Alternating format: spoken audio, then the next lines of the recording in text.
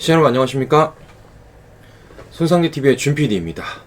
최근 조국 일가와 관련된 재판들이 계속해서 이제 2심 재판을 넘어서 지금 대법 재판까지 지금 이어지고 있는데요. 최근 특히나 조국 일가 재판 중에 정경심 재판 못지않게 언론의 관심을 받았던 재판이 바로 조국 동생 조건의 2심 재판이었습니다. 결과는 많이 아시겠지만 웅동학원 채용비리 혐의로 채용비리 관련 근로기준법 위반과 공범 필리핀 도피 혐의 등이 추가되어 1심보다 형량이 2년 더 늘었는데요. 이로써 보석으로 풀려났던 조국 동생 조건은 다시 법정 구속하게 되었습니다.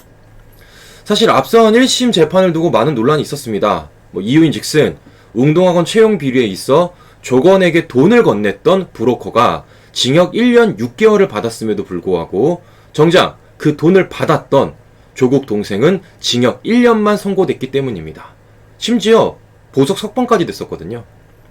채용비리 주범인 조건이 종범인 브로커보다 낮은 형을 받았던 것인데요. 이것을 2심 재판부가 바로잡은 것입니다. 자, 무엇보다 이번 2심 재판에서는 조국 동생 조건이 교사 채용자들로부터 억대 금품을 수수하고 시험 문제를 유출한 혐의도 모두 인정이 되었으며, 자, 심지어는 문제 출제 과정에서 정경심과 조국이 모두 관여했고, 시험 문제는 조국 모친이 보관하고 있었으며, 심지어 조국 모친이 조건에게 주변에 선생님 할 사람이 있는지 알아봐달라 라고 말한 정황까지 검찰이 모두 찾아냈다고 합니다.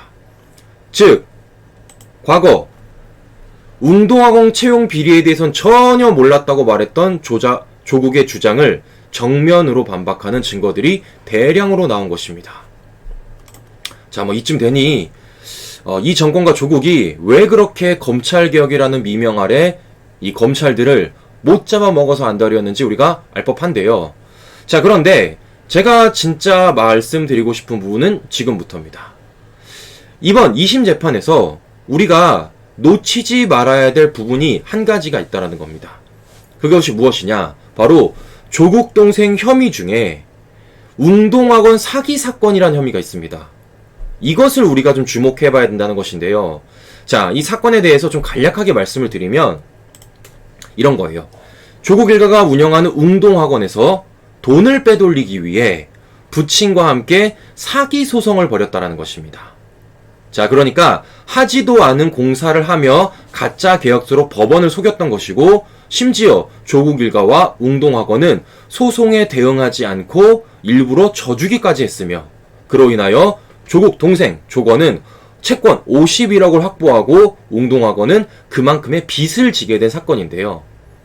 자, 당시 고려종합건설이라는 회사가 있습니다.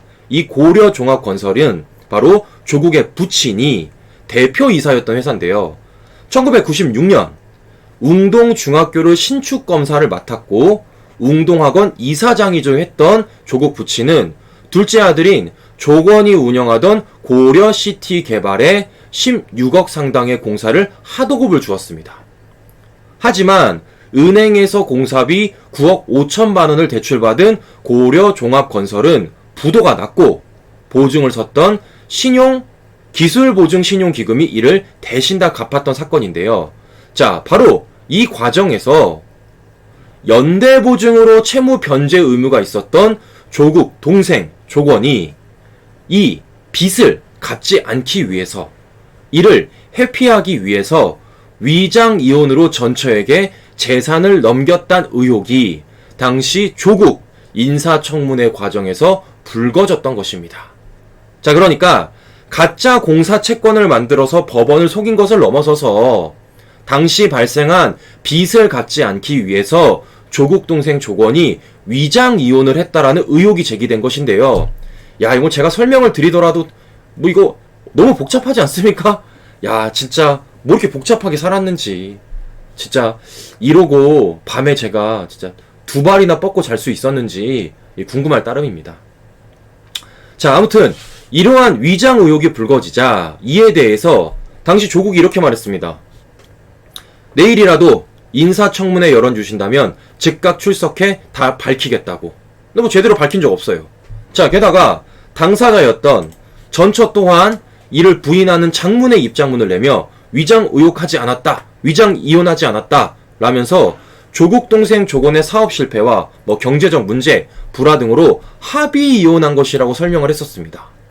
자, 그런데 지금 이 모든 진실이 이번 2심 재판부에서 밝혀졌다라는 것입니다. 자, 결론부터 말씀을 드리면 허위 이혼이라는 겁니다. 허위 이혼. 2심 재판부가 사실상 허위 이혼이라고 판단을 했다라는 거예요. 자, 바로 수사팀이 압수수색 과정에서 확보한 이 조국 동생 조건과 전처 사이의 합의서를 증거로 제출한 것인데요. 자, 그 합의서에 따르면 아까 제가 앞서 보여드렸던 것처럼 조국 동생 조건이 언제든지 결혼을 요구할 시 전처는 응해야 한다는 내용이 합의서에 기재되어 있었다라는 겁니다. 야, 시청자 여러분, 참 어이가 없지 않습니까? 그러니까 조국 동생 조건과 전처가 이혼 합의서를 작성을 하는데 그 내용에 조국 동생 조건이 언제든지 결혼을 요구할 시에 전처는 응해야 된다는 거예요. 아니, 시청자 여러분, 한번 생각해 보십시오. 이혼을 하는 부부가 합의서를 작성함에 있어서 남편이 얼마든지 결혼을 요구를 하면 아내가 응해야 된다. 이런 이혼 합의서를 누가 씁니까? 게다가 그거를 이혼을 앞둔 부부가 작성을 한다는 게, 더군다나 조국 동생 전처는 뭐라 그랬습니까? 불화에 의해서 이혼했다 그랬었어요. 아니, 불화에 의해서 이혼하는 판에 남편이 결혼을 응하면 무조건 응해야 된다는 합의서에 사인을 했다고요? 도장을 찍었다고요? 상식적으로 말이 안 되지 않습니까? 즉, 위장 이혼이었다는 빼박 증거가 나온 것입니다. 네? 그런데 이런 증거가 있음에도 불구하고 조국 일가는 2019년부터 지금까지 국민들 앞에 계속해서 거짓말을 했던 것입니다. 야, 이제는 뭐 조국이 거짓말했다는 이야기가 들리면 뭐 놀라는 게 아니라 그냥 고개가 끄덕여져요. 조국이면 그럴 수도 있어. 조국 거짓말 할 수도 있지. 라면서 오죽하면 고개가 끄덕여지겠습니까? 그러니까 지금까지 조국이 했던 모든 해명들이 모두 거짓말로 드러나고 있음에도 불구하고 아직까지도 조국은 끝까지 피해자 코스프레를 하면서 이 대깨문들을 선동선동하고 있는 겁니다. 도대체 어디까지 까야 조국 일가의 진실이 드러나게 되는 것인지 참 의문이 들 정도인데요. 자, 무엇보다 이러한 증거들이 있음에도 불구하고 앞선 1심 재판에서는 어땠습니까? 이 모든 것들에 대해서 다 무죄 판결을 내렸습니다. 심지어 조국 동생 조건에 대해서 보석까지 허용해 주었던 게 바로 1심 재판부 아니었습니까? 자, 이것만 보더라도 이 정권 내의 사법부가 얼마나 썩어 문드러졌는지 우리가 알 수 있을 법한데요. 자, 즉 김명수 법원이 얼마나 썩어 있는지를 우리가 알 수 있는 한 장면 아니겠습니까? 자, 다른 게 사법농단이 아니라 이런 게 사법농단인 거죠. 증거가 있음에도 불구하고 정권의 눈치를 보며 심지어 조국의 동생까지도 봐주기 재판을 했다라는 이 문제, 이것이야말로 사법농단 아니겠습니까?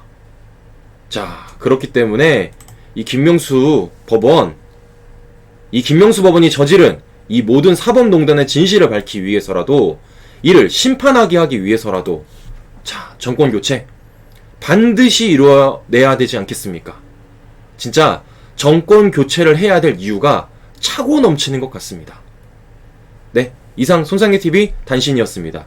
끝까지 시청해주신 시청자 여러분 감사합니다.